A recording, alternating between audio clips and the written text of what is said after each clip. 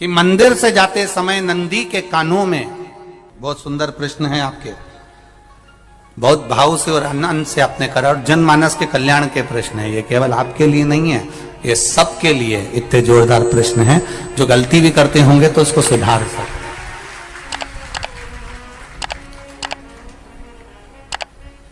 आपने कहा कि नंदी के कानों में कहना चाहिए, लोग हंसते हैं, कहते हैं बताओ वो नंदी के कानों में भगवान को कहना चाहिए। वैसे तो हम आपको एक बात बता दें कि दुनिया के लोग किसी दूसरे धर्म की कभी हंसी नहीं उड़ाते। दुनिया के लोगों को दूसरे का धर्म अच्छा लगता है। दुनिया के लोग सबसे ज्यादा हंसी उड़ाते हैं तो हमारे सनातन धर्म की ही उड़ाते हैं, और जी खुद उड़ाते हैं, दूसरा उड़ाने वाला नहीं होता। दूर के ढोल हमें समझ में आते हैं, उसका धर्म हमें समझ में आ गया, उनके क्या है ऐसा है, आओ कुछ नहीं, उनके धर्म में ऐसा है, कितना आनंद हमें दूसरे के धर्म में लग रहा है, और हमारा सनातन धर्म हमको बुरा लगता है।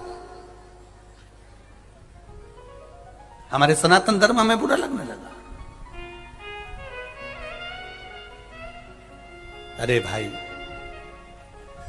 लोग कहते हैं कि नंदी के कान में कहते हो, ये कोई हमारे पुराणों में या शास्त्रों में लिखा है?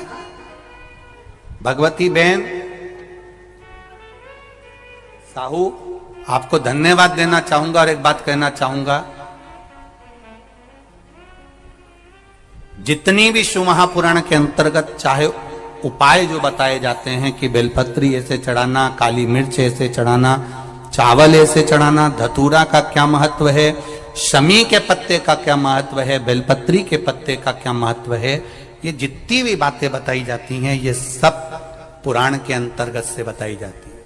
अब दुनिया के लोग इसको चाहे टोटका कह दें, चाहे दुनिया के लोग इसे टोना कह दें, पर पुराण से हटकर कुछ नहीं।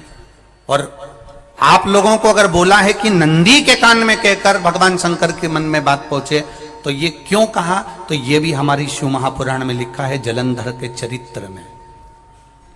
कोई आपसे कहे कि नंदी के कान में बोलने से क्या होता है, ये जलंधर का चरित्र कह रहा है। मां पार्वती जी का हस्त कमल पकड़कर जलंधर लेकर जाने लगा।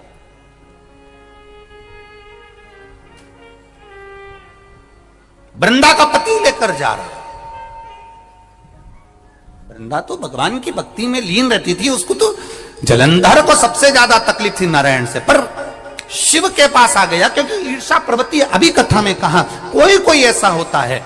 बुराई करते हैं तो हम लोग पूछ भी लेते हैं, क्यों साहब उनसे मिलकर आए हो क्या तुम? कभी नहीं मिल किया है, कभी उनका सामना हुआ नहीं हुआ, तो फिर बुराई क्यों कर रहा? एक ने कर दी थी इसलिए हमारे ध्यान में था तो हमने भी कर दी। लो, वो कुआं में डूब के मरेगा तो तू भी मरेगा का? नहीं। नंदी सामने बैठा है, गणेश जी को मालूम पड़ गया, कार्तिकेय को मालूम पड़ गया, मां